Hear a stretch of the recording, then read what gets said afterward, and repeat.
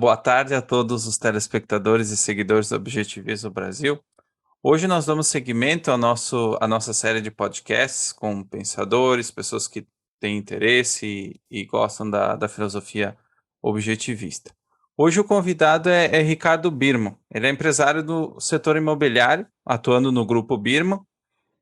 Atualmente ele é diretor-presidente da urbanizadora Paranoazinho, empresa que fundou ainda em 2007 com seu pai, e que está desenvolvendo hoje o Cidade Urbitar, o maior empreendimento imobiliário privado do Brasil, na saída norte de Brasília. Ele também trabalha como diretor da Fundação Aaron Birman e conselheiro do Instituto de Formação de Líderes de Brasília. Então, ao longo da entrevista, nós vamos entender um pouco melhor esses projetos.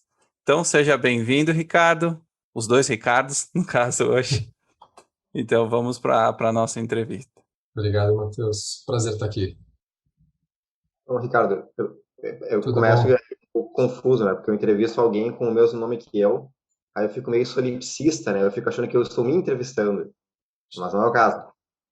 Então, a primeira coisa que eu queria te perguntar é como é que surgiu a tua paixão com o urbanismo? Ricardo, o urbanismo surgiu assim, porque a minha família, né, através do meu pai, a gente trabalha no mercado imobiliário há bastante tempo. Eu cresci em obras, eu sempre estava acompanhando ele nessas coisas, no trabalho dele. E a Birman é uma empresa que já atuou em vários segmentos do mercado, né? Atuou de todos os tipos de todos os setores, né? Então a gente já fez residencial, comercial, shopping center, loteamentos, etc. Mas recentemente a empresa foi assim buscando, eu diria, se aprofundar mais no tema do urbanismo. Isso o meu pai puxou muito essa discussão. Quando eu fui trabalhar com ele, que faz uns eu acho que faz uns 16, 17 anos, a gente estava muito nesse processo assim, de mudança, né? E havia uma condição lá, a empresa tinha passado por uma crise muito grande no final dos anos 90, a gente estava num momento de reinvenção, e havia um interesse muito grande do meu pai de discutir esses temas um pouco mais, de uma forma um pouco mais aprofundada. Eu, sinceramente, quando eu fui trabalhar com ele inicialmente, não achei que eu fosse nem gostar nem de mercado imobiliário, menos ainda de urbanismo, né? Acabou que eu estava saindo de uma outra posição que eu tinha, num mercado totalmente diferente, mercado de software e tal. E o Rafael, meu pai, me convidou para trabalhar. Eu falei, pai, mas a gente não vai se dar bem, a gente não vai se entender, a gente briga, né, como todo pai e filho. O que a gente vai fazer trabalhando? Eu falei, não, ó, Ricardo, é importante você vir aqui, nem que seja para conhecer um pouco mais do negócio, se aprofundar um pouco, é o negócio da família, pode ser que um dia você precise tomar alguma decisão, vai saber até quanto tempo eu vou estar aqui, aquele papo. Aí eu fui e a gente fez um compromisso de que por um ano ele não podia me demitir e eu não podia pedir demissão, né? Eu teria que passar esse um ano mínimo ali dentro do negócio para me familiarizar. Cara, e eu me envolvi muito com o mercado imobiliário, assim, adorei o negócio e especialmente as discussões que a gente estava começando a entrar relacionadas ao urbanismo. A gente foi muito para os Estados Unidos, viajou muito para a Europa, participando de muitos congressos e assim, esse tema foi aos poucos assim nutrindo em mim uma paixão pelo tema, porque discutir urbanismo é discutir uma plataforma onde as pessoas podem se desenvolver, né? E isso eu acho fantástico. A cidade, a minha definição de cidade, inclusive, é a plataforma onde as pessoas se desenvolvem e realizam seus sonhos. Então, pensar na cidade como plataforma do desenvolvimento humano te permite extrapolar e discutir todos os aspectos do desenvolvimento humano, né? Então, a cidade, pensar cidade tem muito a ver para mim em pensar a felicidade das pessoas, pensar como as pessoas podem crescer, como as pessoas podem realizar o seu propósito, vivenciar o seu propósito. Então, isso para mim, acho que é o que mais marca a minha paixão, minha vontade de pensar urbanismo, falar urbanismo, etc. Recentemente a gente teve em São Paulo, cidade onde para dobrar a esquina de carro tu leva 45 minutos, que certamente causa muita infelicidade para quem vive em São Paulo. Estou puxando esse Exato. gancho dos problemas que existem nas cidades do Brasil. Nos conta um pouco de como é que surgiu o projeto da cidade orbital. Cara, a cidade de Orbitar surgiu num momento em que a gente estava justamente nessa transição da Birman, assim, buscando novos negócios. A nossa perspectiva naquela época era muito assim de pegar empreendimentos que a gente pudesse se dedicar e se aprofundar. Mas surgiu como uma coisa muito despretensiosa, assim, uma pessoa nos oferecendo um terreno em Brasília para fazer um loteamento. A gente, vamos estudar, né? Normal, assim, no dia a dia do empresário imobiliário receber esse tipo de proposta. E aí a gente começou a puxar o fio da meada. Na verdade, viu que esse cara não era dono do terreno, ele era herdeiro de uma família com 60 herdeiros. Tinha mais 60 herdeiros envolvidos num processo, uma família numa briga judicial gigante, um terreno que estava parcialmente invadido, tinha sido parcialmente invadido e urbanizado de forma irregular, ou seja, não por dentro dos caminhos da lei, caminhos extralegais, digamos assim. E isso tinha uma série de complicações. Era um processo muito complexo, mas as áreas ainda não urbanizadas dessa área, que se chamava Fazenda Paranoazinho, por isso o nome da nossa empresa depois virou Urbanizadora Paranoazinho. Essa Fazenda Paranoazinho tinha áreas não urbanizadas na saída norte do plano piloto, ou seja, dentro do Distrito Federal, colado no centro, com um terreno muito bem posicionado, no vetor de crescimento de Brasília. Então era muito nítido que esse é o eixo de desenvolvimento da capital, com um terreno fora da área tombada de Brasília, o que é importante do ponto de vista de não ter certas restrições, mas dentro da área de expansão urbana. Então era um potencial e uma oportunidade muito grande. Realmente esse terreno não tinha sido ainda comprado por outra empresa porque era um imbróglio muito grande nessa família de proprietários, tem essa questão da invasão, etc. E a gente se encantou com essa oportunidade, né, de poder colocar em prática toda essa discussão de urbanismo, de falar sobre cidades, de falar sobre solução dos problemas urbanos, de trazer modelos para o desenvolvimento urbano do Brasil. E resolvemos tentar comprar e começamos uma negociação longa, mais de um ano negociando com os diferentes grupos da família. Tinha prima que não podia sentar com tia, que não podia ver a ex-mulher do outro fulano, aquelas coisas de família. E a gente conseguiu eventualmente comprar 100% e aí desde então estamos então tocando esse empreendimento. Em que ano vocês começaram?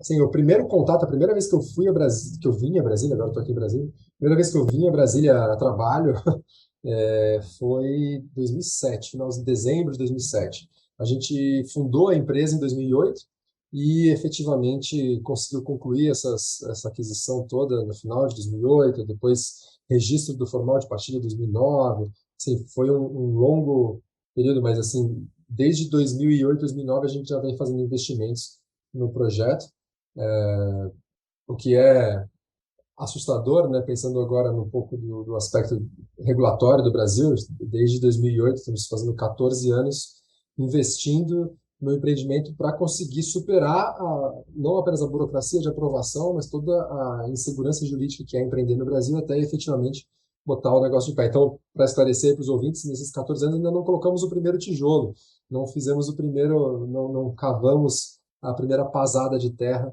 Estamos superando o rito burocrático de aprovação e licenciamento para provavelmente ano que vem, começar e fazer os primeiros lançamentos. O que te motivou a entrar nesse projeto específico? Considerando a burocracia, né, só no início da compra e depois todas as burocracias. Não, cara, isso é uma escolha mais de mercado do que de projeto, né? Assim, não tem como você investir em mercado imobiliário no Brasil sem sofrer um pouco com isso. Assim, o emaranhado regulatório mais que kafkiano, né? Eu digo que se você lê o processo lá do Kafka, ele fala em tom de absurdo, né? Ele fala em tons hiperbólicos sobre a burocracia e a gente aplica aquilo quase literalmente no nosso contexto. Então é maluco. Outro exemplo que eu gosto de dar é o deputado finado Roberto Campos, que falava assim: no Brasil até o passado é incerto, né? E ele também falava isso de um tom jocoso, assim, como uma piada. Mas assim, só no nosso projeto tem inúmeras histórias para contar para vocês de casos em que a gente superou alguma coisa, conseguiu alguma aprovação, para depois ela veio ser revertida, a gente teve que discutir de novo. Então assim, mesmo o passado é incerto mesmo no Brasil, isso é real. Então, a escolha não foi desse projeto, isso em qualquer empreendimento é assim. O mercado é muito regulado, portanto, muito cheio dessas complexidades, mas a escolha do projeto, como eu disse, foi baseada mais na oportunidade que a gente tinha ali, mais no potencial do empreendimento do que necessariamente na, na assim, não, essa questão burocrática, ela é a maré, né? Ela está lá, é a atmosfera, está em volta de tudo, não tem como você fugir. Então, dado essa burocracia, né, e a dificuldade que era, 14 anos, como tu mencionou, e ainda estão para colocar o primeiro tijolo, num certo sentido, o que te motiva, tanto no dia a dia, quanto a longo prazo? E eu faço só aqui um paralelo com o Hank Rearden, na Revolta de Atas, em que ele leva em torno de 10 anos para desenvolver o Rearden Metal. Então, quando a gente vê ele no início do livro, ele já tem uns 45 anos, que tu não chegou lá ainda, eu acho. E ele já é um magnata, porque ele já conseguiu desenvolver tudo que ele tinha para desenvolver. Mas ele fica 10 anos, que a gente não vê no livro, tentando, né, uma fórmula. Então, só para fazer esse paralelo contigo, então, o que te mantém motivado para continuar? Ricardo, eu acho que é difícil até responder essa pergunta, porque eu tenho um compromisso pessoal, assim, de ordem pessoal, assim, tão grande com esse empreendimento, né? Eu dediquei os últimos 14 anos da minha vida quase que exclusivamente a esse projeto.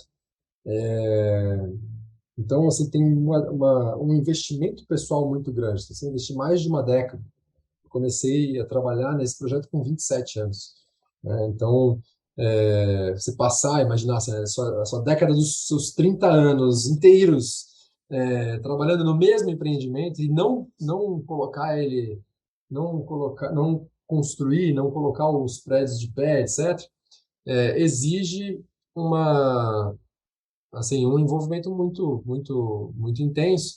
Então, é até hoje difícil para mim falar em o que me motiva além desse investimento já feito, sabe? Eu me sinto tão comprometido com essa causa que, que essa resposta é difícil. Mas, superada essa ressalva, né, eu acho que vale dizer que a oportunidade que a gente tem de debater certos temas relacionados à vida urbana, na Orbitar, é completamente e totalmente distante de qualquer outra oportunidade que eu já vi no Brasil. A escala do projeto, assim, você tem outros grandes projetos no Brasil, mas nenhum deles está a 10 minutos de carro do centro, oh, desculpa, nenhum deles está a 10 minutos de carro do centro de uma capital, né? Brasília disputa aí o lugar de terceira maior cidade do Brasil. É uma cidade com 3 milhões e meio, quase 4 milhões de habitantes, crescendo num ritmo ainda acima da média nacional, um mercado muito pujante, é, então, assim, numa localização excelente. Então, o projeto, ele, se você quer ser uma pessoa que vai discutir urbanismo, falar sobre desenvolvimento urbano, falar sobre cidades, falar sobre os problemas do contexto brasileiro. Cara, não tem outro lugar melhor para estar. Então, de certa forma, eu me sinto assim extremamente privilegiado de trabalhar nesse empreendimento. Eu me sinto, sério, assim, sortudo e muito fortuito mesmo que eu tenha tido essa oportunidade, porque eu amo o tema, adoro falar sobre cidades e não teria lugar melhor, não tem outro lugar no mundo que eu gostaria de estar que não trabalhando nesse projeto. E dentro desse contexto do Cidade Orbitar, quais são as últimas atualizações sobre, sobre essa Cara, o jornada? projeto está totalmente, a primeira etapa totalmente aprovada, licenciada, etc. A gente passou o ano de 2022 numa discussão ridícula, judicial, com uma tentativa, assim, muito mau caráter de uma pessoa que não tem nada a ver com o projeto, de tentar nos atrapalhar para ganhar dinheiro.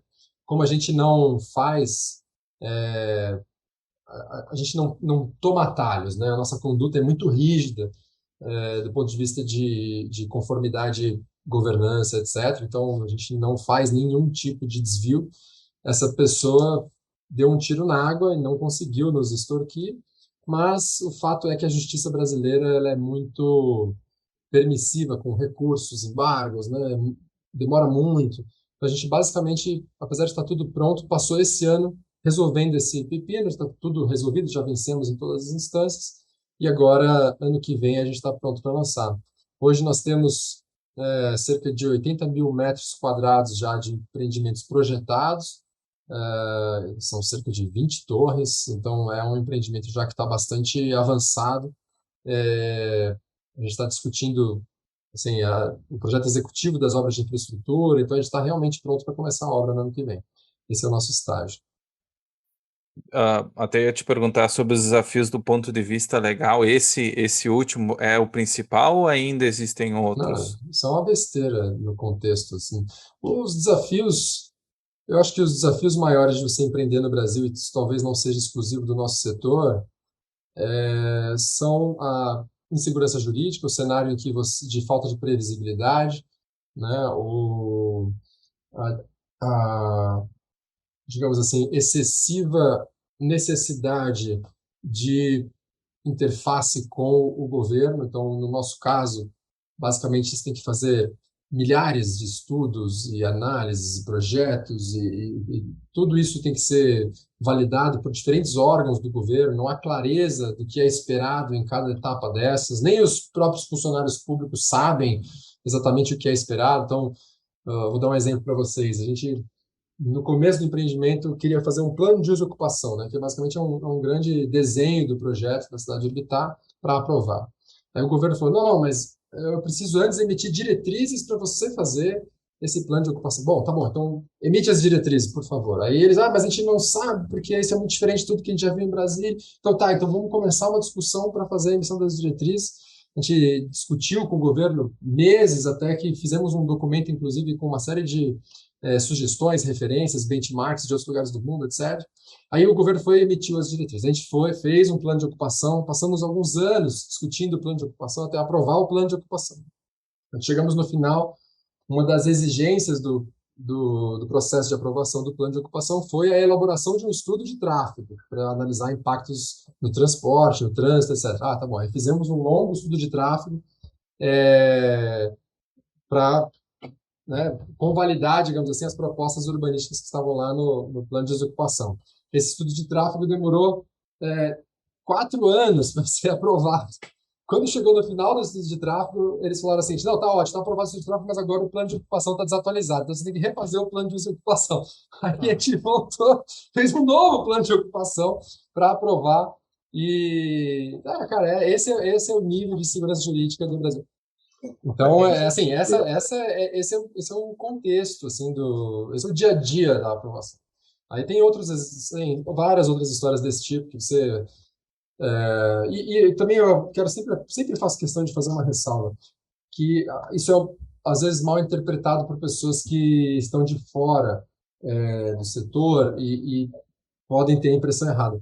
Não se trata necessariamente de corrupção, mas a gente não está... Aliás, em Brasília aqui, a gente não tem problemas de corrupção, a gente nunca viu, não tem esse tipo de pedidos. Funcionários públicos dos órgãos aqui são extremamente competentes, são capacitados, são bem intencionados, eles entendem que o desenvolvimento da cidade se dá por uma parceria entre o Estado e a iniciativa privada, eles entendem essa divisão de papéis. Então, isso já é um grande avanço em relação a algumas outras cidades do Brasil. Mas é simplesmente que o sistema é disfuncional, né? Então, eles mesmos, assim, eles precisam ter segurança para aprovar alguma coisa, mas eles não sabem exatamente que nível de exigência eles têm que fazer, até onde eles têm que ir. Então, eles ficam, assim, eles têm uma necessidade, eles não querem ser acusados de favorecer um empreendimento, favorecer o outro, eles têm certas preocupações, tem certos órgãos de controle que são muito, digamos assim, mais ideológicos que eles mesmos, então, às vezes, atacam qualquer aprovação por nada. Então, é muito complexo esse relacionamento com o poder público, mas é mais por uma ineficiência do processo como um todo, e não por uma falta de vontade ou uma fé de um funcionário que está lá. Então, ele é assim, eu acho que é tão sofrido, bom, é bastante sofrido para eles, assim como para nós, talvez para nós seja um pouco mais, porque a gente tem um investimento ali, né, na linha em jogo, mas é muito disfuncional, assim, eu costumo dizer que aprovar um empreendimento imobiliário no Brasil deve ser mais regulado do que aprovar uma nova droga, um novo remédio. Isso para mim não faz nenhum sentido, né? Acho que a gente perde muito nas nossas cidades por uma falta de inovação, essas barreiras de entrada extremamente altas, às vezes virtualmente insuperáveis, e isso prejudica demais o consumidor final, prejudica demais, principalmente a população mais pobre, né?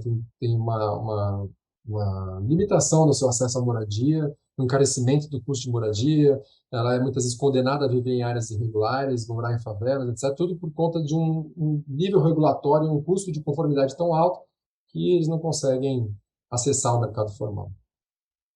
E me diz uma coisa, por acaso, o governo, estar um governo ou outro governo faz diferença nessas burocracias? Porque na maior parte desse projeto era inicialmente o governo do Lula, da Dilma, do Temer e agora do Bolsonaro. Tu observou alguma diferença entre um governo e outro?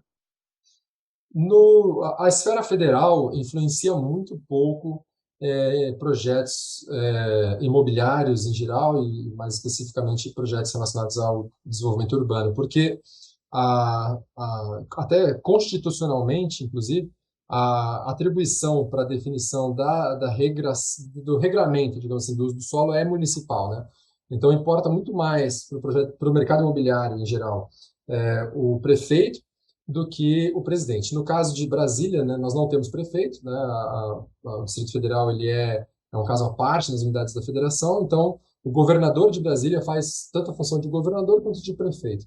Então as secretarias distritais, que são secretarias como se fossem secretarias estaduais, também fazem o papel de secretarias municipais, e essa equipe é muito mais relevante no dia a dia, no dia a dia da aprovação e relacionamento com o governo do que o governo federal, assim. Agora sim, né, trazendo a sua pergunta, então, para a escala do Distrito Federal, a, o governo pode sim ser muito pior ou muito melhor, né? É claro que eles têm muita capacidade de atrapalhar muito mais, né? Então, a gente vivenciou aqui em Brasília vários governadores, porque foi uma característica aqui, né? Brasília, um tempo atrás, teve governador preso, aí troca de governo, etc. Uma série de governadores tampão, entrando em mandatos pequenos e tal. Então, a gente acabou vendo um número particularmente alto de governos passando, e você percebe nitidamente a diferença de um ou de outro mandato. Mas, felizmente, o Distrito Federal está num ciclo eu diria, muito positivo. Assim, nas áreas que a gente tem mais interface, que são as áreas de habitação, desenvolvimento urbano, meio ambiente, etc., é muito nítido assim que tem tido uma continuidade. Então, assim, apesar do governante, do político mudar, as equipes técnicas, que são muito estáveis, elas têm um compromisso muito grande com a continuidade do trabalho. Isso é muito importante. Então, a gente tem tido, assim, por exemplo, algumas coisas que a Secretaria de Habitação desenvolveu 8 anos atrás, serviram de base para que, então, os próximos técnicos desenvolverem em cima disso, construírem em cima disso, 5 anos atrás, que depois, 3 anos atrás, foram feitas outras melhorias, etc. Então, você tem um processo contínuo de melhoria, e, assim, a mesma coisa no meio ambiente. Então, isso é fantástico. Assim, a gente está vendo diretamente a segurança jurídica crescendo em Brasília com uma certa continuidade. Isso é muito importante. Até uma das coisas que tu acabou de comentar, que a gente não tinha falado muito até agora na entrevista, é a questão do meio ambiente. Houve desafios ambientais para a aprovação desse projeto, para esse processo, ou não? Sim, com certeza, Matheus. Acho que esse é um dos maiores, eu diria, desafios de fazer desenvolvimento urbano no Brasil hoje.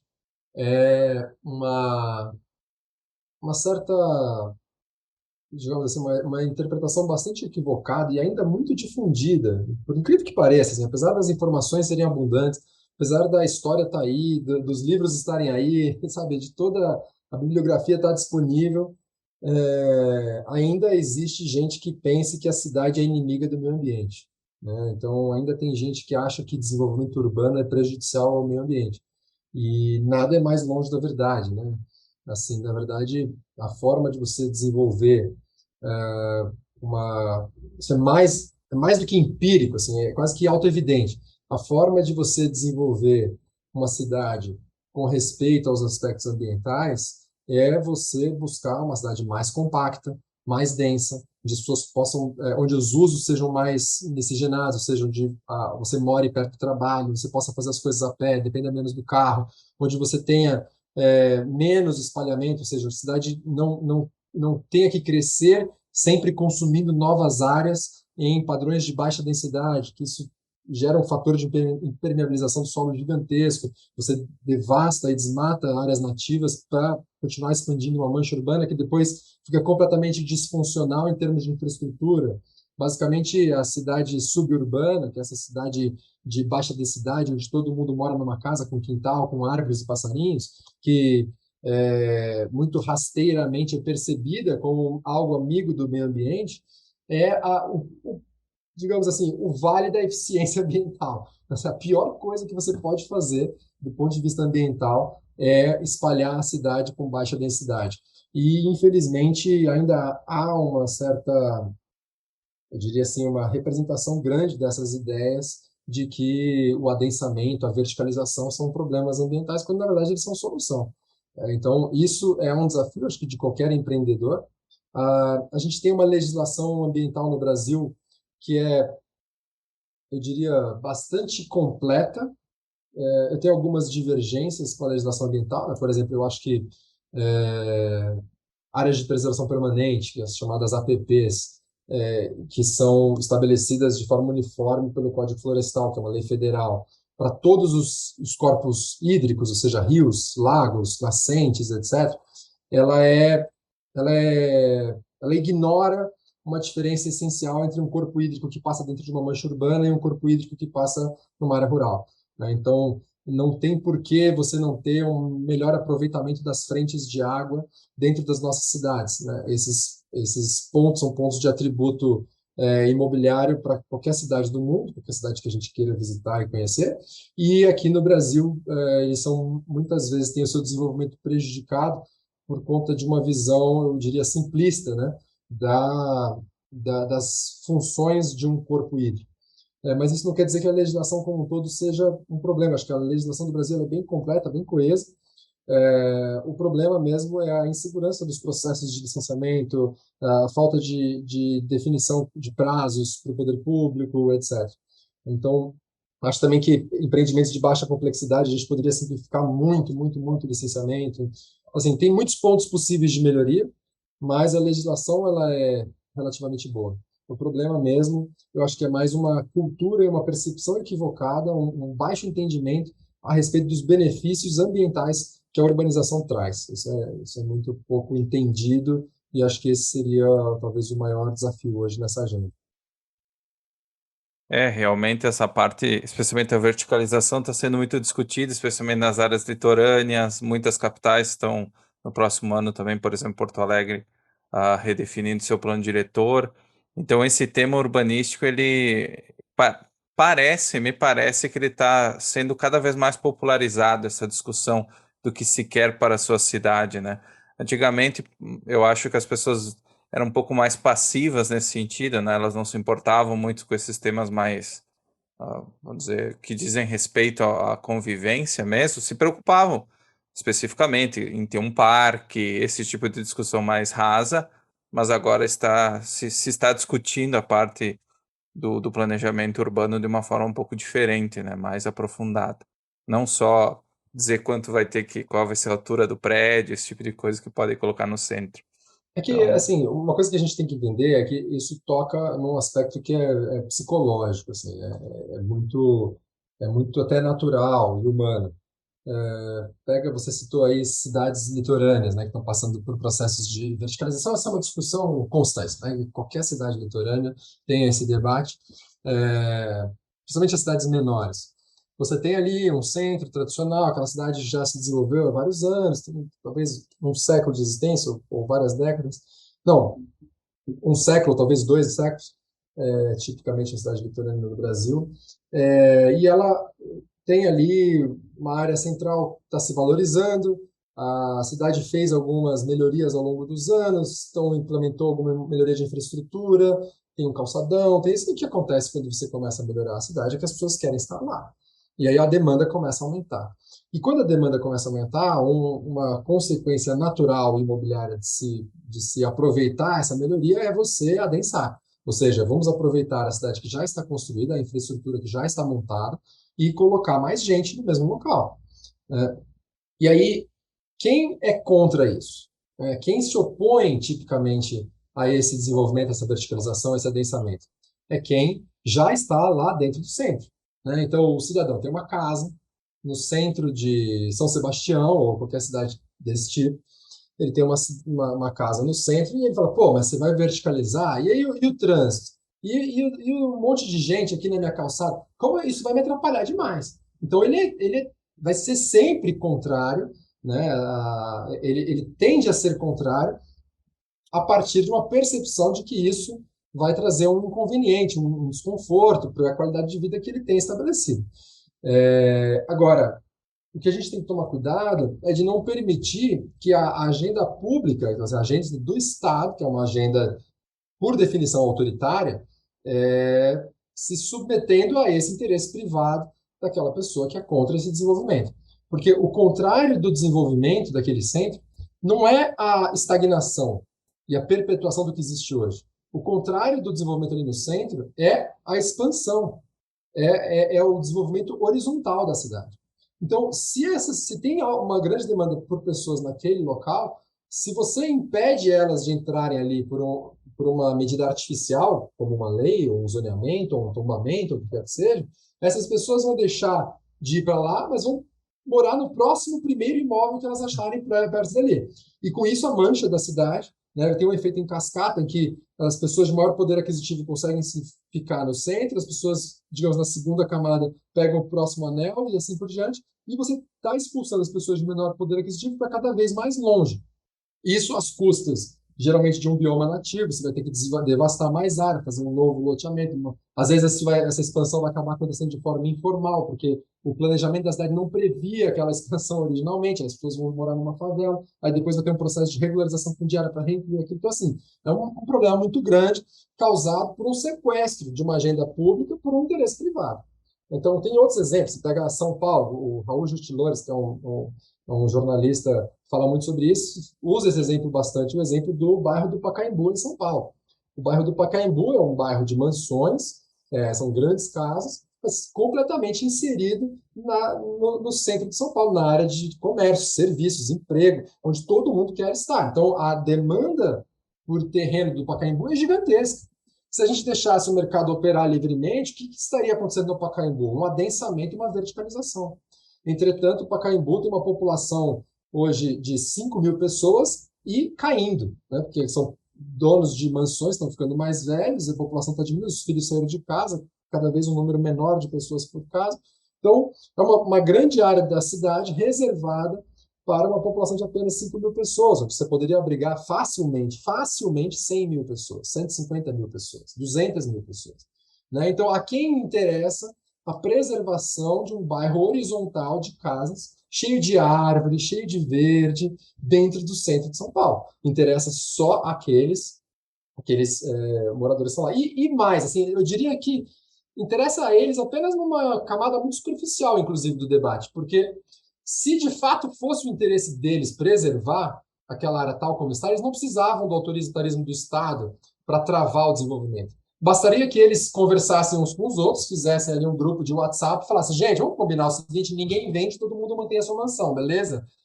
Por que eles não fazem dessa forma? Por que eles não se organizam de forma voluntária para preservar o status de mansão deles? Porque eles sabem que assim que liberar, vai ter um cara que não está no grupo, um cara que não se alinha totalmente, que fala uma coisa no grupo, mas que pensa outra, ou que está precisando de dinheiro e vai vender para uma incorporadora fazer um prédio.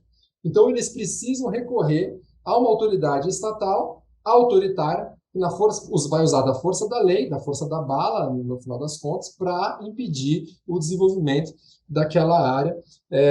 Às custas de quem? Ah, mas tudo bem, que de qualquer jeito o Pacaembu seria um bairro de alta renda, mesmo que tenha 200 mil pessoas, seria só para ricos. Então isso aí é uma discussão irrelevante, isso é um tipo de contra-argumento que a gente ouve. Cara, não, porque, de novo, se você tem 200 mil pessoas que poderiam morar ali, se elas não estão morando ali, elas estão morando aonde? Digamos, ali na Santa Cecília, em Gianópolis, elas estão morando no próximo bairro. Ao fazer isso, você está aumentando o preço, valorizando essas áreas em volta. E isso exclui, por sua vez, a próxima camada da população para uma área um pouco mais longe. E aí, de novo, esse efeito em cascata vai cair nas costas de quem? Vai cair nas costas de quem não está aparecendo no debate público, de quem não tem voz ativa, como o cara que mora, o senador que mora no Pacaembu, ou o grande empresário que mora no Pacaembu, tem. Vai cair nas costas de um cara que não tem voz ativa nesse debate e que está acostumado a levar esse chumbo grosso. Então ele vai enfrentar na vida dele digamos assim, vai pagar mais uma conta. Eu gosto de fazer, eu sei que vocês são objetivistas, tal, mas eu vou fazer um argumento que aqui ressoa um pouco mais com os libertários até, do que com os objetivistas, mas é uma analogia que eu gosto de fazer, que essa escolha urbana de excluir a população do centro, ela funciona como um imposto, né? Porque é uma medida, a partir de uma legislação, você estabeleceu uma restrição de oferta no centro e está forçando as pessoas a morar mais longe. Essa pessoa que mora mais longe, ela vai ser obrigada a pagar um imposto. Qual o imposto? O imposto de tempo no dia de deslocamento que ela vai ter que gastar no dia dela para chegar no emprego dela, ou para chegar nas áreas mais abastecidas de comércio, serviço, etc.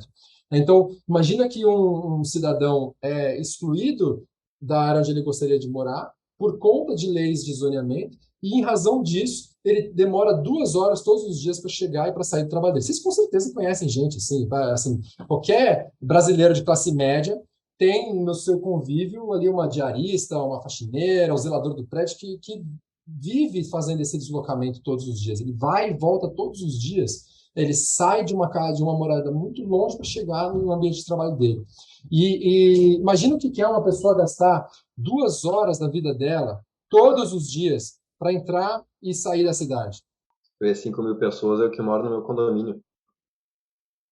Não parece, né, o impacto que isso teria. O meu condomínio tem 6 torres só. 6 torres dá umas 4.500, 5 mil pessoas, mais ou menos. Eu estava vendo ali as fotos do tamanho do bairro, né? O bairro é enorme.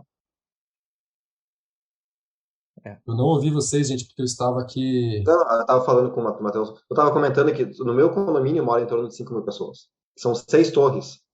E as torres são enormes, Exato. sabe? Mas é uma área relativamente grande, entre aspas, mas não se compara ao tamanho de um bairro inteiro, né? Mas enfim, a gente edita isso, não se preocupe. Não, tudo bem. Mas olha só, é um exemplo interessante. Outra área que tem outro exemplo com 5 mil pessoas é o Copan. Isso é, de novo, o Raul Justilores que sempre usa esse exemplo. O prédio do Copan, um prédio, tem 60 mil pessoas. Desculpa, 5 mil pessoas, uma população de 5 mil pessoas, que é a mesma população do bairro do Pacaembu inteiro.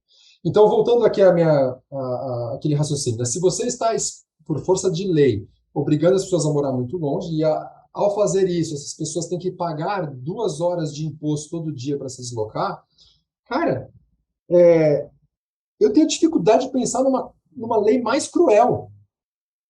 O que são 2 horas?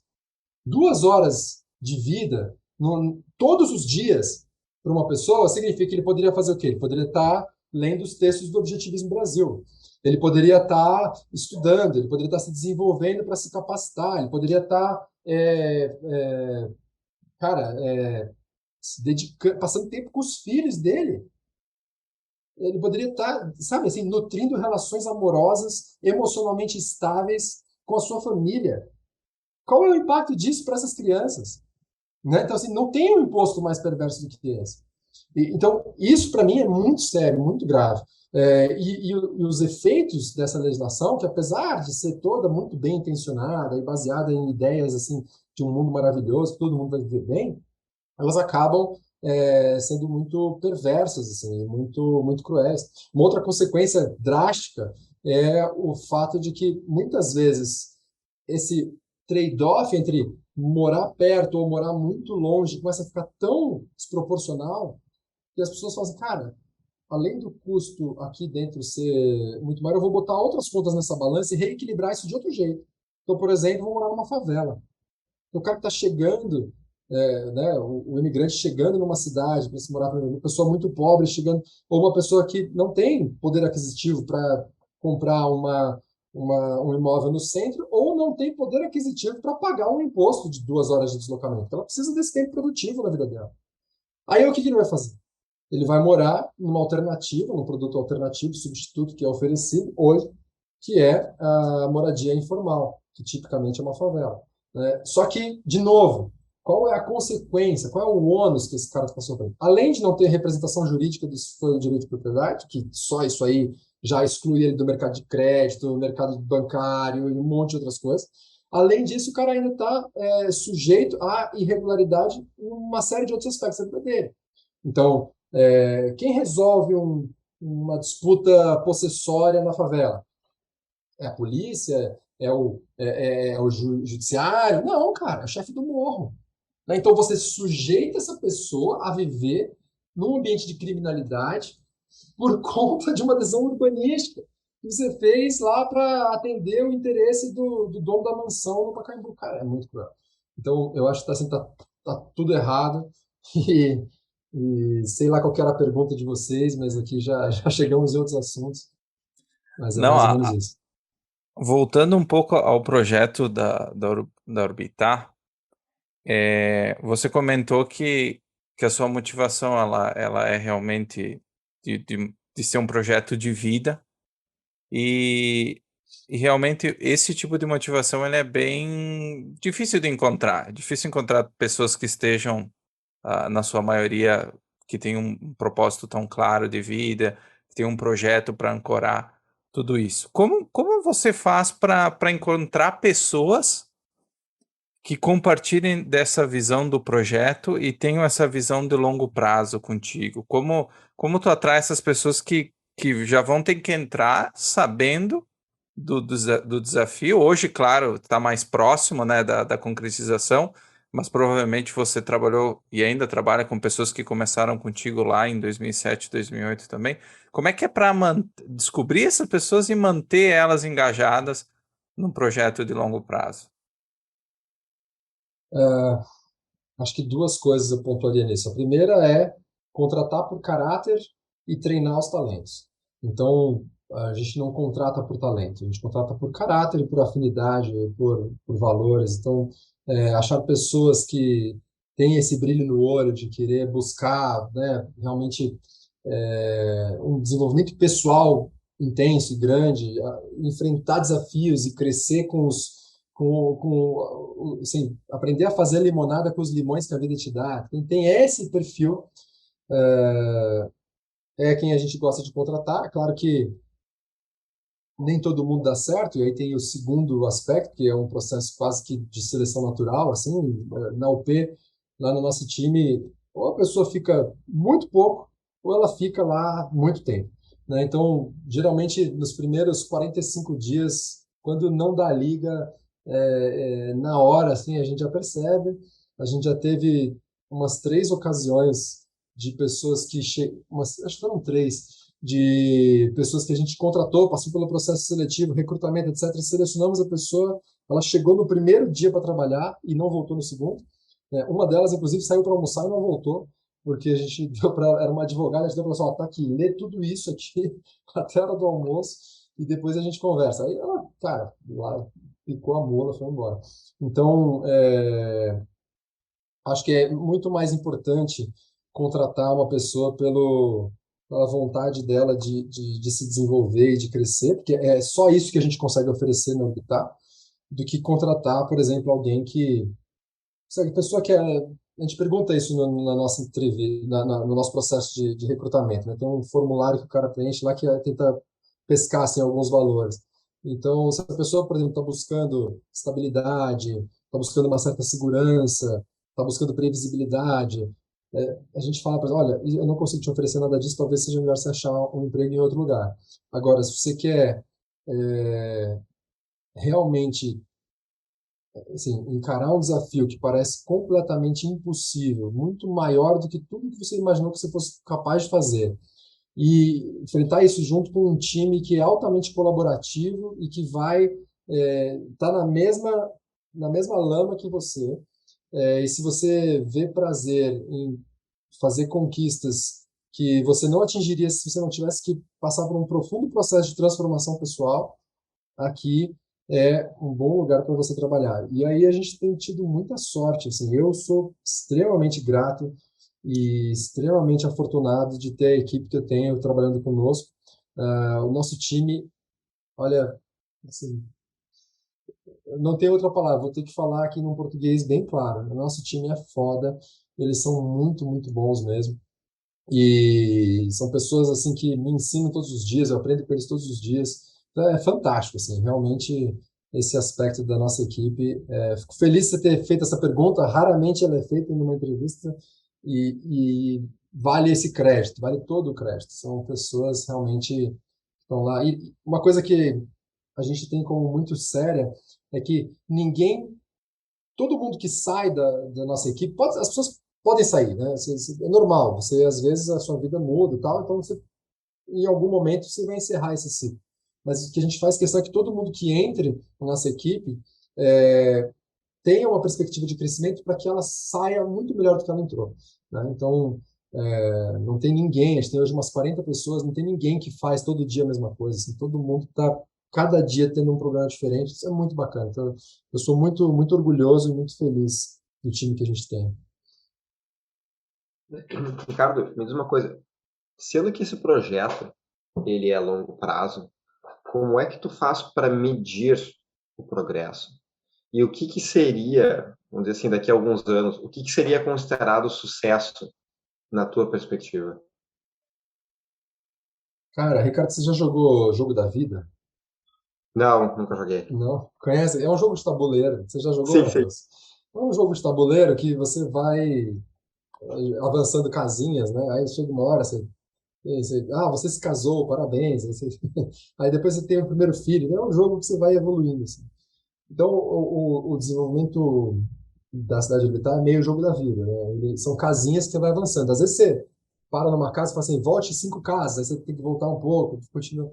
Mas é um progresso que é muito palpável, porque justamente esses ritos de aprovação, eles são sequências, né? São bem encadeados. Então, você sabe o que tem que vir depois, né? Então, a gente está agora, por exemplo, registrando a primeira etapa. Antes disso, a gente teve que fazer ter a licença ambiental de instalação. Antes da licença de instalação, você tem a licença prévia. Assim por diante. Então, você tem um encadeamento, né? Agora, com o registro, a gente vai aprovar os memoriais de incorporação dos primeiros projetos. Então, o progresso é medido mais no ritmo que a gente consegue atingir essas coisas, é, mas assim, as etapas são muito claras. E a outra coisa importante também de trabalhar numa visão de longo prazo assim, no Brasil é viabilizar o funding, né? Viabilizar como você paga, como você carrega esse investimento ao longo do tempo.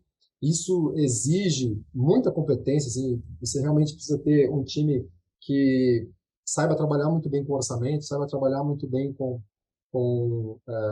captação. A gente tem, felizmente, assim, consegue captar o funding que a gente precisa, manter essa alavancagem em dia, isso é bastante complexo, mas é um aspecto bem assim tático, eu diria, né, do trabalho que se você não souber fazer, você está fora do jogo. Então, é meio que ou faz, né?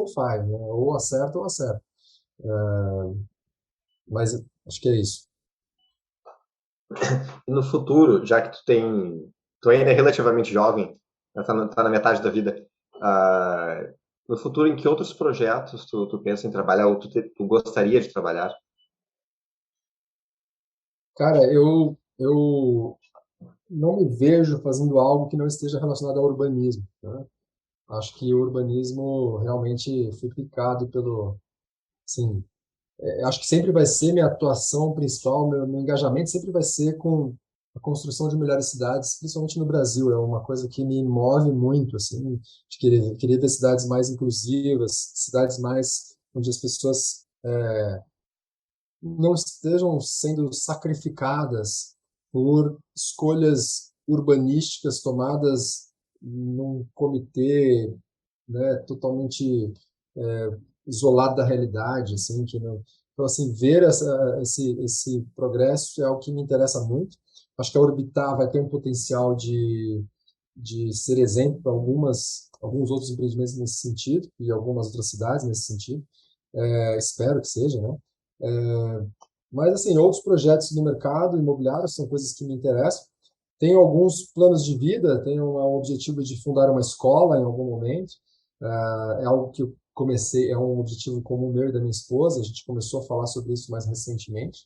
É, Sou um aficionado por ficção científica, pretendo escrever meu primeiro livro de ficção científica em breve, é algo que está também no radar, mas sempre com atividades, diria assim, satelitáres, né? E o meu foco acho que deve continuar em capitalismo e cidades. Só para te dar uma sugestão de leitura, a Ayn Rand escreveu um livro chamado The Art of Fiction. É uma espécie de um manual sobre como escrever ficção. Ela também tem um Ó, sobre como escrever não ficção, né, mas que eu é vou altamente ter que admitir, Ricardo, que eu gosto mais da não ficção do que da ficção, né? Mas vou ler, com certeza. Boa dica. eu depois te passo o link da que Boa. onde você pode encontrar. Agora já puxando para a filosofia, mas antes de entrar na Ayn Rand, tu foi o fundador do IFL Brasília. Então, qual foi o contexto de tu ter... O que é um IFL e por que tu decidiu fundar um deles? Bom, o IFL é o Instituto de Formação de Líderes. Ele é um instituto, digamos assim, filho do IEE, o Instituto de Estudos Empresariais, que foi fundado pela família Ling e alguns outros lá em Porto Alegre. E uns anos depois, o Salim Matar queria levar esse projeto para Belo Horizonte, e aí acabaram optando por separando um pouco as plataformas, e o Salim fundou então com o nome de IFL. Né? O IFL sempre teve uma vocação mais expansionista, assim, mais de crescer para o Brasil todo, enquanto que o IEE era mais assim, não, vamos focar aqui e fazer bem aqui em Porto Alegre. Então, o IFL hoje está em inúmeras cidades, e eu, mais jovem, bom, desculpa, ele foca na formação, na capacitação de jovens lideranças, jovens definidos como pessoas entre 25 e 35 anos, em posição já de liderança nas suas carreiras. Então, ele foca na capacitação desses potenciais, a partir de valores da liberdade, né? Então, a gente trabalha muito a literatura de Mises, Hayek, enfim, outros autores liberais, Ayn Rand, etc., para capacitá-los nessa visão de mundo e, a partir daí, que eles possam exercer melhor seus papéis como líderes. E o IFL, eu fui associado ao IFL em São Paulo por algum tempo, né? Adorava, é um encontro semanal, então é bastante intenso, ele é quase como uma pós-graduação, é um processo de formação mesmo.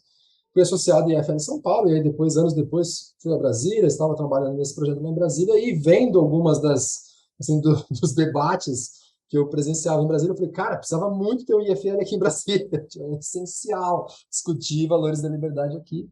O IFL eu achava uma plataforma fantástica para isso. E aí, entrei em contato com o pessoal do IFL em São Paulo, tá? Eles me puseram em contato com outras pessoas que já estavam com essa ideia de botar o IFL Brasília de pé.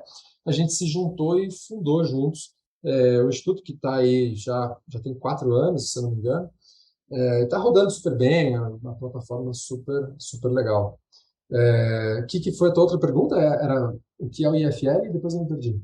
Sim, mas era essencialmente isso. Ah, beleza. Por que tu decidiu fundar, mas tu te respondeu. Então, agora É, entrando na questão da Ayn Rand, quando é que tu descobriu a Ayn Rand e como é que foi esse impacto? Cara, sabe que eu não lembro exatamente quem me indicou, por que que eu fui ler o Revolta de Atlas. Eu não faço ideia, mas eu, digamos assim, usei a porta da frente, né, do objetivismo, li a Revolta de Atlas primeiro, que acho que todo mundo, a maior parte das pessoas conhece Ayn Rand pela Revolta de Atlas. Depois fui ler a Nascente, e aí, assim, e depois fui ler mais algumas coisas dela, assisti algumas entrevistas dela e me interessei bastante. Eu tenho que fazer uma confissão aqui, não me defino como objetivista, não consigo ainda me entender como objetivista, tenho algumas ressalvas com o objetivismo, mas naturalmente a Ayn Rand é uma, como é que eu posso dizer, uma contribuição muito importante para o pensamento assim, para o entendimento da maneira como as pessoas se relacionam, né, da maneira como as pessoas se relacionam com o mundo e umas com as outras. Então, eu acho que a Ayn Rand traz vários insights, né? Acho que a perspectiva objetivista, no sentido de uma força de resistência ao subjetivismo, é super importante no mundo de hoje. Acho que ela é uma filosofia essencial ao entendimento, inclusive, do momento que a gente está vivendo. Acho que tem muita coisa em risco numa perspectiva de mundo baseada na verdade subjetiva, e acho que a Ayn Rand ancora muito bem a sua filosofia no aspecto metafísico, né? Na definição de que a realidade existe. Isso talvez seja um pouco, não sei quanto que você quer aprofundar nisso, mas acho muito importante para entender o mundo de hoje e entender e desenvolver qualquer pensamento que seja concreto, racional, efetivo, né, e genuinamente interessado em propor um progresso da civilização. Acho que não dá para fazer isso sem ler Ayn Rand. Então, é mais ou menos. Eu não sei exatamente como entrou na minha vida. Né? É engraçado isso. Eu já tentei. Então, é possível que tenha sido meu pai que tenha me sugerido ler a Revolta de Atlas, mas é engraçado porque eu não lembro dele falar isso, sabe? Assim, eu não lembro. Eu acho que eu me lembro, inclusive, de falar com ele sobre Ayn Rand. Depois ele falou: Você já leu isso? Ele falou: Não, claro que eu já li. E aí a gente falar um pouco sobre Ayn Rand, mas eu não sei por que Tu cargas lembra d'água que eu quantos anos fui. tu tinha, mais ou menos? Hã? Tu lembra Cara, quantos? eu tinha uns 20 e poucos anos, assim, 23 por aí. Acho que era bem, assim, acho que foi uma boa idade. Acho que não. Entre a Revolta de Atlas e a Nascente, talvez a Nascente por ter um pouco de semelhança com o teu trabalho atual, eu não quero enviesar a tua resposta, mas eu digo, qual deles tu achou mais interessante, assim, para tua vida? Mil vezes, 1 milhão de vezes a Revolta de Atlas. Eu não gostei da Nascente. Eu acho um livro, cara, acho chato aquele livro, cara. Achei ele muito chato. Achei ele mais chato que a Revolta de Atlas, cara. Que também acho, assim, não é um livro que eu dou 5 estrelas. Acho super interessante, cheio de insights, mas eu acho a escrita da Ayn Rand, na não ficção principalmente, por isso que eu falo, eu prefiro a não ficção do que a ficção. A escrita dela na ficção é densa, é chata, assim, demora para evoluir, então eu tenho um pouco de restrições. Agora, na Nascente, eu acho que ela errou em algumas coisas, assim, né? Ela tem, por exemplo, uma ligação, ela constrói o Rourke, que é o personagem principal, como um arquiteto modernista, né? E ela valoriza muito o pensamento modernista, que era o pensamento, digamos assim, em voga, mais assim, quase que disruptivo na época que ela estava escrevendo, mas que foi injustamente tratado como uma proposta de solução, talvez precocemente tratado como uma proposta de solução para os aspectos arquitetônicos e urbanísticos pela Rand, na minha leitura. Né? Certamente o Ricardo vai ter uma vasta contra-argumentação a isso. Moderno e modernismo não são a mesma coisa. Moderno Sim, quer dizer atual, ou seja, mas não utilizar é isso. para a construção de prédios de acordo com a tecnologia e os materiais existentes, que é o que o Rourke faz. em vez de tentar construir o Partenon com pedra. O modernismo é um movimento histórico, Sim, artístico exato, histórico. claro. Então, ele é moderno, mas ele não é um modernista. Não, mas ele era moderno na época em que ser moderno era ser modernista. E os aspectos que ela representa na obra do Rourke são aspectos modernistas, né? Assim, um certo eficienticismo na arquitetura, um certo assim, tem características da obra dele que são características até, vamos dizer assim, num plano estético, que você poderia argumentar que é menos relevante, mas que são associados ao modernismo, uma arquitetura geométrica e etc. Então, eu acho que talvez isso seja uma besteira minha, por uma pessoa aficionada por um tipo de urbanismo, mas, mas talvez também não, sabe? Porque isso é uma coisa que eu tenho pensado desde da conferência da Ayn Rand Conference, lá que a gente se encontrou lá em São Paulo. Essa perspectiva do objetivismo, de você olhar para buscar a realidade fundamental das coisas, né? Buscar o aspecto essencial daquilo que você está observando, é super interessante. E nos últimos anos, nas últimas décadas talvez, no urbanismo tem surgido uma série de autores, uma série de urbanistas, uma série de pensadores fazendo justamente um movimento de recuperação de um urbanismo mais empírico, mais baseado na realidade, mais baseado na natureza humana, etc. Então, um autor mais famoso nesse aspecto é o Jan Gehl, que é um urbanista dinamarquês, que escreveu um livro chamado Cidades para Pessoas. E ele constrói em cima de uma tradição né, de contemporâneos deles ali, que estavam mais ou menos pensando nisso. Então, por exemplo, em Nova York, na mesma época, tinha um cara chamado Holly White, que assim, resolveu fazer uma coisa que era quase uma maluquice para os arquitetos na época, que ele subia nos tetos, nas coberturas dos prédios de Nova York, botava uma câmera, ficava filmando a calçada, e aí depois ele projetava esse filme na parede, numa parede branca no escritório dele, e deixava os alunos com um marcador na mão, um marker, né, uma caneta na mão, e aí eles faziam o seguinte, quando uma pessoa passava no filme, na calçada, o aluno pegava e começava a riscar ela, assim, ia seguindo até ela sair de cena. E aí você fazia isso num filme de 2 horas de filmagem da calçada, você começava a ver onde as pessoas passavam mais, né, ficava com linhas mais compactas, mais densas, onde tinha mais gente, e onde as pessoas passavam menos. E aí o White, no livro dele, que chama The Social Life of Small Urban Spaces, ele tem frases fantásticas do tipo, as pessoas se sentam onde houver lugar para sentar.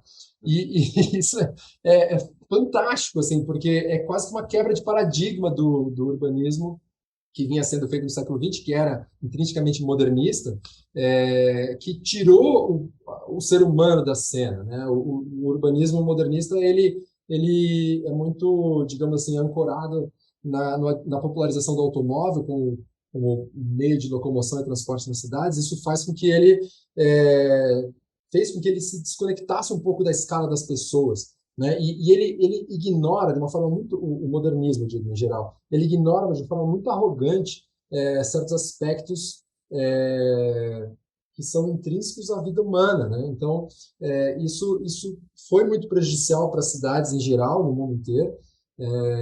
No Brasil isso é bastante presente nas nossas cidades, mas esse movimento que tem surgido pelo Gehl e por outros, o Gehl acho que está longe de se identificar como um objetivista, acho que ele jamais faria isso, acho que pelo contrário, ele deve estar mais talvez no espectro ideológico da esquerda, eu chutaria, não sei, não conheço, mas acho que esses autores, eles têm, ou por exemplo o Edward Glaser, que é um outro fantástico também, autor sobre esse tema, eles falam sobre aspectos assim, cara, isso aqui é melhor porque isso funciona.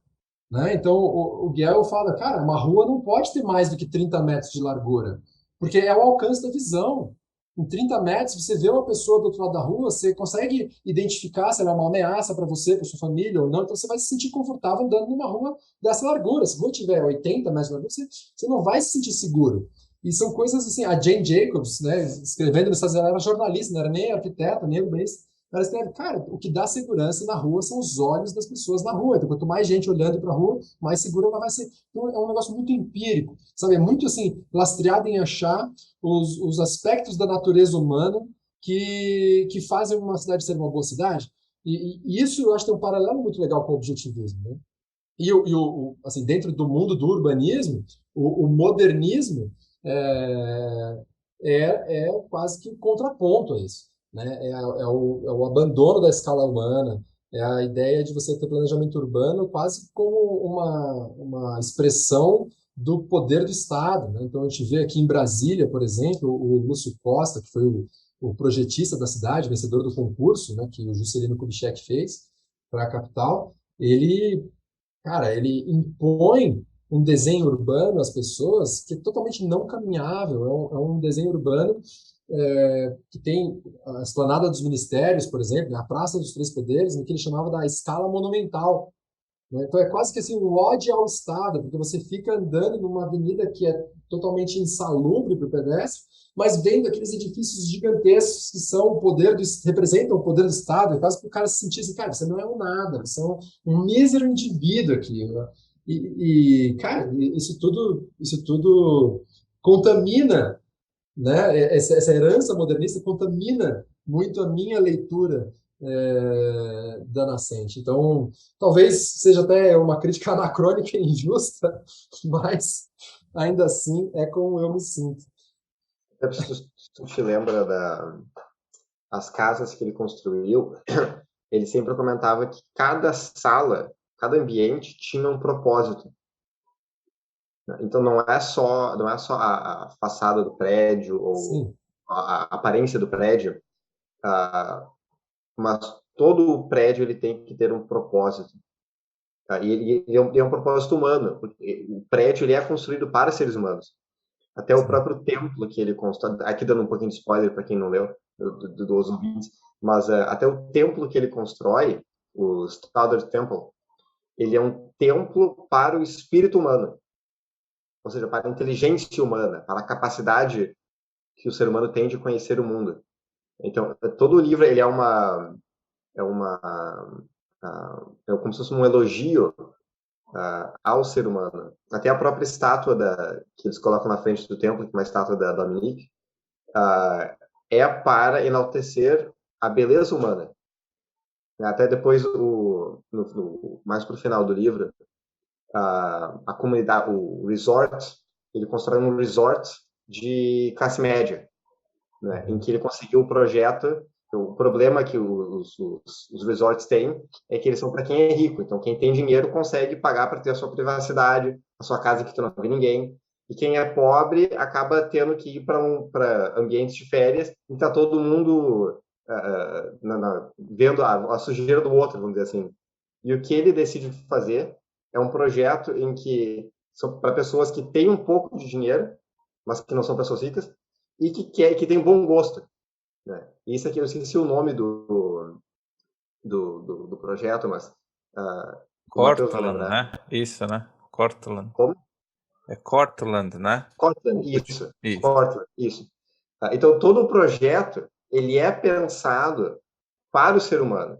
E essa até se tu vê mais nessa parte do livro, as distorções que são feitas no projeto, que são feitas pelos outros arquitetos, o Keating, etc., né? São todas distorções que não servem propósitos humanos. E é por isso que no livro ele faz o que ele faz. Enfim, é só para que eu tenho. Só para defender o Rock, né? Que eu acho que você não poderia deixar passar.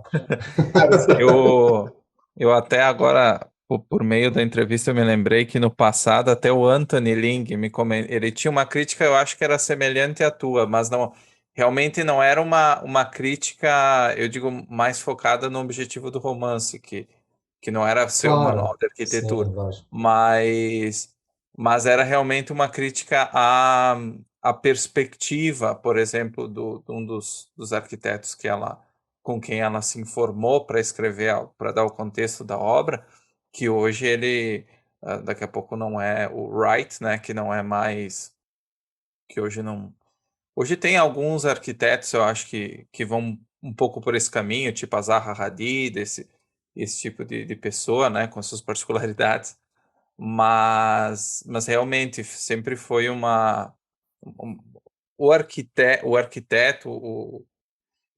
vendo só de um ponto de vista técnico, às vezes realmente surgem algumas discrepâncias nesse sentido, porque daqui a pouco, não sei se era o interesse dela, mas ela ah, poderia, se fosse focado só para esse público, ter trabalhado um pouco melhor o que ela imaginava, por exemplo, dentro de um planejamento, né? Querendo ou não, como o Ricardo falou, era um prédio com uma motivação específica, mas que está dentro de um ambiente que é social, né? Está dentro de uma cidade, e nesse aspecto realmente ela não desenvolveu assim vamos dizer, esse motivo, podemos dizer, motivo social, né? A Revolta de Atlas é muito mais uma obra social. Ela fala do mundo, né? E a Nascente ela fala de pessoas, né? Ela fala do personagem, do Rourke, tanto que a primeira coisa que tu lembra é dele, né? Como protagonista, e não necessariamente das obras. Mas só para, assim, make amendments aqui. Eu acho que é importantíssimo, é uma obra importantíssima, tá? Eu acho um pouco chato, porque, mas assim, é uma leitura, mas tem um monte de autores que são fundamentais e que a leitura às vezes não é a mais simples, ou mais fácil, nem deveria ser esse necessariamente um objetivo, né? Escrever um livro fácil. É só um comentário. Eu me engajei mais na leitura da Revolta de Atlas, mas eu deixo aqui meu endosso a todo mundo, tanto do mercado imobiliário quanto quem está querendo estudar mais e conhecer mais sobre objetivismo, que leia a Nascente, porque eu acho um livro fundamental. Eu acho um livro muito, muito importante mesmo. Nós temos que fazer um evento, que nem nós falamos lá em São Paulo, até o Ricardo já vai fazer a pergunta também sobre a conferência, de fazer eventos justamente com esses profissionais, com arquitetos, engenheiros, urbanistas, porque é muito difícil achar um herói de um romance que seja um arquiteto. Eu não me lembro, Cara, pelo menos, de outro. e vai ser difícil, viu, de encher esse auditório, porque é uma, assim, infelizmente, as nossas faculdades hoje de urbanismo, arquitetura, urbanismo nem tem, né? Assim, arquitetura e urbanismo, elas têm uma deficiência muito grande. Em geral, claro que não vou nem fazer aqui uma generalização, tem excelentes professores aí que eu conheço, alguns que são excelentes, e alguns cursos são um pouco menos, digamos, problemáticos nesse sentido, mas em geral a gente pode sim afirmar que no Brasil a escola de arquitetura não traz absolutamente nenhum entendimento sobre o funcionamento dos mercados, sobre a economia urbana, sobre as consequências econômicas das decisões urbanísticas. Assim, não se discute esse tema, né? E isso eu acho que é um problema, principalmente quando as carreiras de planejamento urbano das prefeituras, das cidades do Brasil inteiro, são ocupadas tipicamente por arquitetos, que, aliás, nem deveriam ser. Né? Nos Estados Unidos, você tem a carreira do planner, você pode fazer uma graduação em planning, você vai aprender a ser um planejador urbano.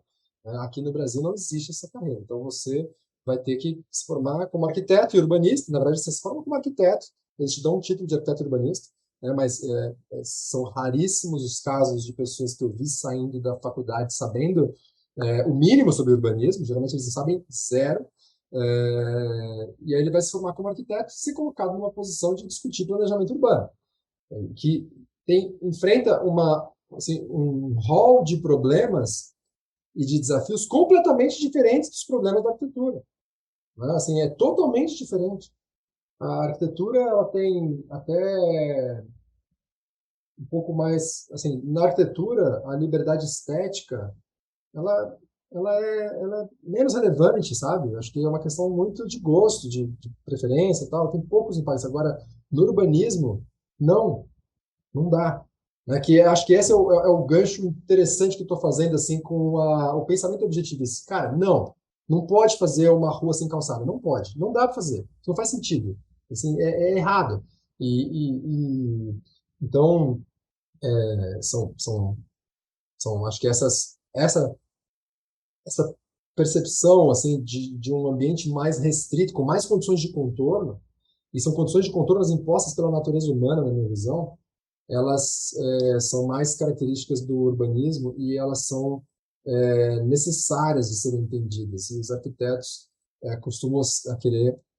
É interessante, né, como a arquitetura é uma. O Rafael, meu pai, sempre fala isso, né, que o arquiteto é um artista que depende de um terceiro para fazer a obra dele. O arquiteto ele não implementa o seu projeto, ele depende de alguém para incorporar, construir, depende de um engenheiro, depende de um cliente que comprar aquilo. Então, um pintor, ele pode até fazer um pintor deixar guardado, uma pintura e deixar guardada na casa dele, o arquiteto não consegue fazer isso. Ele precisa de alguém para. E isso impõe, ou deveria impor, um certo grau de humildade, né, ao, ao, ao arquiteto. E aí, como as inspirações dos nossos arquitetos são pouco humildes, acho que aí vale citar o Oscar Niemeyer como um exemplo, eu acho que isso é um pouco conflitante assim, para os alunos de arquitetura. Tem uma passagem que o Rourke ele comenta, ele possui clientes para poder construir. A paixão dele é construir. Então, os clientes é só um meio, de uma certa forma, para ele conseguir atingir a visão dele. Mas, enfim, indo para a última pergunta, qual foi a tua experiência na Ayn Rand Conference, que teve em São Paulo no final de setembro? Cara, foi intenso. Foram 2 dias muito legais, assim, acho que foi bacana. Encontrei com o Ricardo lá na conferência, o Matheus estava lá também, e várias outras pessoas desse mundo aí do objetivismo. E foi super, eu acho que rica, né? Eu consegui ali, em 2 dias, gastar saliva em, em debates e discussões, desde aborto até assim, o que é o mundo real, qual é o limite dos nossos sentidos e coisas desse tipo que a gente no dia a dia não consegue. Para quem gosta, né, de ficar discutindo e debatendo, para quem tem prazer nisso, foi super legal. Eu sempre digo que eu admiro a, a autoconfiança dos objetivistas, né? Cara, eles são muito confiantes. Você está do lado de um objetivista, assim, sempre certo, ele sempre sabe o que falar, sempre tem um bom argumento, e não assim, eles fazem isso sem ser arrogante, né? Só muito autoconfiante, né? Cara, ele estudou, pesquisou, sabe o que está falando. Então é fantástico, assim, são pessoas muito admiráveis. Espero que vocês, enfim, o Ayn Rand Center Latin America e o Ayn Rand Institute, todos esses consigam manter a regularidade, né, de um evento no Brasil todos os anos. Pretendo estar em todos e certamente fica a dica aí para quem não pôde vir, que vá nos próximos, porque realmente é um ambiente de aprendizado, de debate, é muito interessante, muito legal. Então, parabéns a todos aí que se envolveram na organização. Não sei se vocês do Objetivos Brasil de alguma forma participaram, Mais mas na divulgação, a organização em si foi com o Giovanni e com a Maria mesmo, do Ayn Rand Center Latinoamérica. A gente se legal. ajuda, cada um na sua. A Maria adora fazer eventos ao vivo, então a parte forte dela ficou com. Sim. A organização ficou mais com ela. E acho que ter E pessoas como o Tauts Fanny, né, o Yaron Brook, esses caras no Brasil é super relevante. Acho que é importante para o debate. Acho que você não precisa ser um objetivista ou se identificar como objetivista para estar lá, né? Acho que você pode ser qualquer pessoa que tenha um apreço por conhecer mais, por estudar mais, por se desenvolver, por crescer intelectualmente. Acho que é fundamental conhecer as ideias de Ayn Rand no mundo de hoje, né? Como eu disse, acho que como há algum tempo não acontecia, o mundo está precisando mais de um resgate da noção de que uma realidade objetiva é o fundamento de tudo isso que a gente vive, né? além do próprio evento em si, de divulgar as ideias objetivistas, eu acho que o objetivismo no Brasil e a própria Ayn Rand pela forma como ela trata a filosofia, ela faz com que todas as pessoas que são liberais e têm apreço pelas ideias, seja por Mises, Rothbard, Hayek, possam ir um pouco mais a fundo e entender as bases, né, desses autores e não ficar só na economia e na política, né?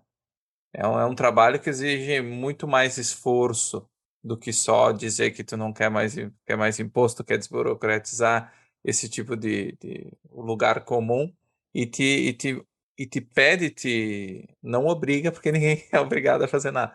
Mas eu digo, te destaca, né, te gera essa curiosidade para ir um pouco mais a fundo nas tuas próprias convicções. Eu acho que esse é o principal insight. Não precisa ser objetivista, mas ter esse olhar crítico com relação à tua própria filosofia de vida, seja ela qual for, para que tu tenha uma vida melhor, se tu entende que essa é ou a outra é a filosofia correta, que tu possa ter um guia, uma filosofia para viver na Terra, né? Como ela diria. Então, acho que esse é o ponto fundamental. Bom, eu te agradeço por estar conosco aí nessa entrevista, Ricardo. Acho que foi muito legal. A gente aprendeu bastante também sobre urbanismo. Como não ensina na faculdade, a gente tem que ir aprendendo por leituras e entrevistas. Então, espero que a gente possa repetir esse evento também, realizar um evento com o teu pai, quando ele tiver disponibilidade. E vamos conversando. Tem várias formas de divulgar as ideias.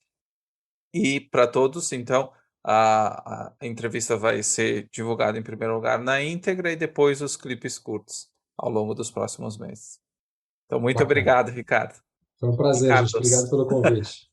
Um abraço. Prazer em vê-los também. Abraço. Tchau, Matheus. Tchau, Ricardo. Tchau. Tchau.